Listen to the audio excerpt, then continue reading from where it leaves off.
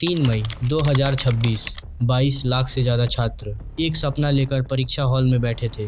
सिर्फ एक सपना, डॉक्टर बनना। लेकिन किसी को नहीं पता था कि कुछ दिनों बाद भारत की सबसे बड़ी मेडिकल परीक्षा पूरी तरह रद्द होने वाली है। नीट, भारत का सबसे बड़ा मेडिकल एंट्रेंस एग्ज़ाम। हर साल लाखों छात्र सालों की मेहनत के साथ इस परीक्षा में बैठते हैं। कोचिंग, तनाव, दबाव, नींद रहित रातें, सब कुछ सिर्फ एक सीट के लिए। क्योंकि भारत में एमबीबीएस की सीटें हैं लगभग 1 लाख, लेकिन परीक्षा देने वाले छात्र 22 से 24 लाख, यानी एक सीट के पीछे 20 से ज़्यादा छात्र। 3 मई 2026 देश भर में परीक्षा केंद्र खुलते हैं। एनटीए यानी नेशनल टेस्टिंग एजेंसी दावा करती है कि इस बार सुरक्षा बेहद सख्त होगी।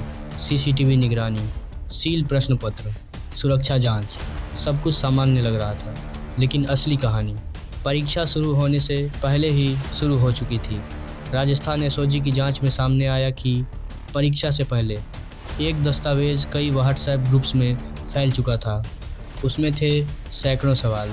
जब जांच एजेंसियों ने उन्हें असली पेपर से मिलाया, कई सवाल हुबहू मैच कर रहे थे, शब्द दर शब्द, यानी पेपर लीक हो चुका था। इसके बाद जांच शुरू हुई। राजस्थान में एक संदिग्ध मास्टरमाइंड गिरफ्तार हुआ। महाराष्ट्र के लातूर और नासिक से भी कनेक्शन सामने आए। कई लोगों को हिरासत में लिया गया। मामला इतना बड़ा था कि केस सीधे सीबीआई को सौंप दिया गया। अब ये सिर्फ एक परीक्षा का मामला नहीं था, ये करोड़ों रुपए के नेटवर्क और शिक्षा व्यवस्था में भ्रष्टाचार की कहानी बन चुका था। 12 मई 2026 एनटीए ने आधिकारिक घोषणा की, छात्रों के हित में और परीक्षा प्रणाली पर विश्वास बनाए रखने के लिए। नीट यूजी 2026 रद्द, एक लाइन, और लाखों छात्रों की महीनों की मेहनत अचानक रुक गई। सोशल मीडिया पर गुस्सा फूट पड़ा। छात्रों ने सवाल पूछना शुरू किया। अगर सुरक्षा इतनी मजबूत थी तो पेपर बाहर कैसे पहुंचा? अगर 2024 में भी पेपर लीक हुआ था तो 2026 में फिर वही गलती कैसे हुई? और यहीं से शुरू होती है इस कहानी का सबसे बड़ा हिस्सा, क्योंकि ये पहली बार नहीं था। 2024 नीट यूजी रिजल्ट आने के बाद पूरा देश चौंक गया। एक साथ 67 छात्रों ने ऑल इंडिया रैंक 1 हासिल की, 720 में से 720 अंक। पिछले वर्षों में ऐसा कभी नहीं हुआ था। फिर कुछ छात्रों के अंक सामने आए, 718 और 719, लेकिन नीट की मार्किंग स्कीम के हिसाब से ये अंक संभव ही नहीं थे। बाद में एनटीए ने कहा ग्रेस मार्क्स दिए गए थे, लेकिन छात्रों ने सवाल उठाया, अगर नियम थे तो पहले बताए क्यों नहीं गए? इसके बाद बिहार में गिरफ्तारियां हुई। गुजरात में भी परीक्षा घोटाले के आरोप सामने आए। कई छात्रों से लाखों रुपए लेने की बात सामने आई।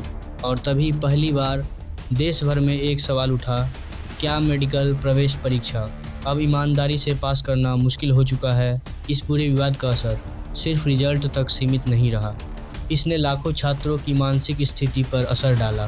तनाव, डिप्रेशन, असफलता का डर। कोटा जैसे शहरों में हर साल छात्र आत्महत्या के मामले सामने आते हैं, क्योंकि इस परीक्षा में सिर्फ एक नंबर नहीं हारता, कई बार पूरा आत्मविश्वास हार जाता है। एनटीए को बनाया गया था एक भरोसेमंद परीक्षा एजेंसी के रूप में, लेकिन लगातार विवादों ने उस भरोसे को कमज़ोर कर दिया। 2024 में एनटीए के डायरेक्टर जनरल को हटाया गया। सीबीआई जांच शुरू हुई। सुधारों के वादे किए गए, लेकिन 2026 में फिर वही कहानी दोहराई गई। अब सवाल सिर्फ पेपर लीक का नहीं है।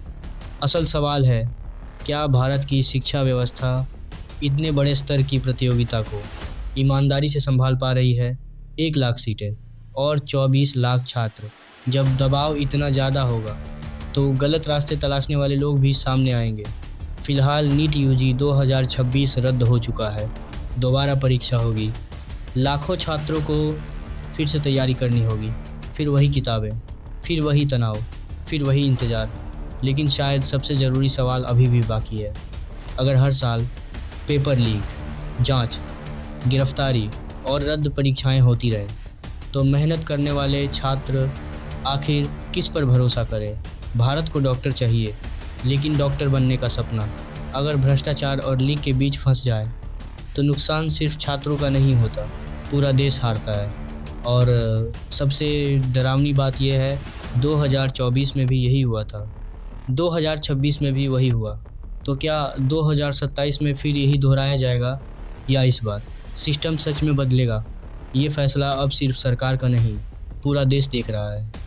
अगर आपने यह वीडियो यहाँ तक देखा तो कमेंट में सिर्फ एक शब्द लिखिए, इंसाफ, ताकि पता चले कि अभी भी लोग ईमानदारी से मेहनत करने वाले छात्रों के साथ खड़े हैं। और अगर आप ऐसे ही सच्चाई पर आधारित दौड़ डॉक्यूमेंट्री वीडियो देखना चाहते हैं तो वीडियो को लाइक करें, चैनल सब्सक्राइब करें और बेल आइकन ज़रूर दबाएं, क्योंकि अगली कहानी शायद इस देश की एक और छिपी हुई सच्चाई उजागर करेगी।